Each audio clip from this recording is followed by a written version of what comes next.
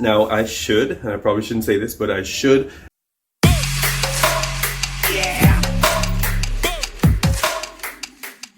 And welcome back to The Angry Teacher. I'm Richard Williams, The Angry Teacher, and today I'm going to teach you how to develop a virtual classroom community. Hang around, you're going to learn today.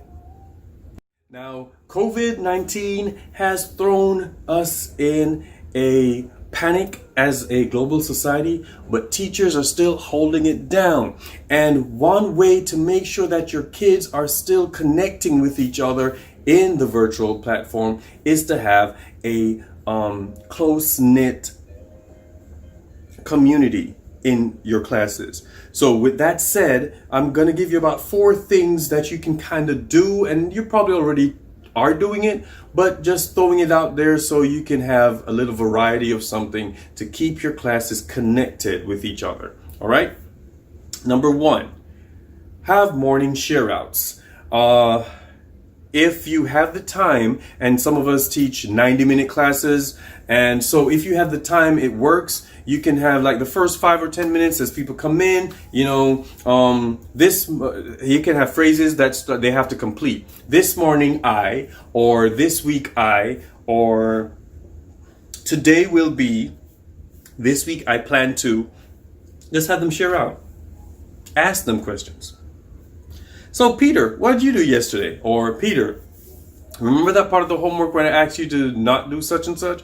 What happened? Why do you think I did that? Talk to them as they come in. Give the first couple of minutes as people, they're drolling out of bed and they're rolling in and they're kind of logging on and getting ready for your lesson. Just kind of have them share out something that maybe ticking them off or they're happy about, or just still try to connect with them and make sure, you put the expectation out. Guys, don't share this if you don't want to, or if you feel uncomfortable, so that they're not embarrassed, especially if there's family behind them, that you can't see.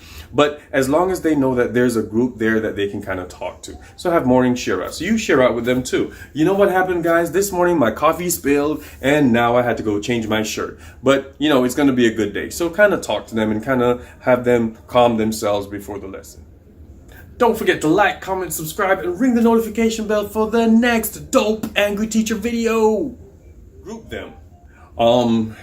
Number 2. Now, if they're using Teams or Zoom or a lot of these different platforms, Canvas and whatever, what have you, you can group your kids. Now, if you're doing the upper levels, you can group them by all the girls or 2 groups of girls, 2 groups of guys, and have them go to those groups and then talk. Or all those whose names start with A, all those whose favorite rapper is Drake. Put them in different groups and have them talk about random stuff. You pop in, you check in, make sure they're being respectful of each other, make sure they're hanging out with each other and just doing a good job of talking to each other. Or even if there's work assigned, if you group them differently every other time, then they will start developing, wait a minute, I'm working with somebody who likes Drake or Katy Perry. So they're developing camaraderie with people who have the same likes or dislikes. Okay. Task-oriented grouping. If you're doing, this group is doing main idea, that group is doing compare contrast, and you're doing FRQs. So whichever, and then have them change the next class or change during the next period, so they get to interact with different people. All right. I'm sorry, my cats just started chasing each other, so I'm distracted. Number 3, polls. Post polls. Now it's better to do it than Zoom. I don't know if Teams has it. I haven't figured it out yet, but I'm sure they do. Post different emojis and have them respond to it. This is how I'm feeling today. And you send an emoji to the class or in the chat, and then they have to post how they feel. In the chat, use that too. Guys, did everybody see the game last night? Does anybody know who I thought would have been, if he didn't get hurt, why would the Miami Heat not lose? Or if they would they have won? and then have people respond or whatever, you know, you want to put in the chat. It could be content related. Last night I read somebody's essay and they did this.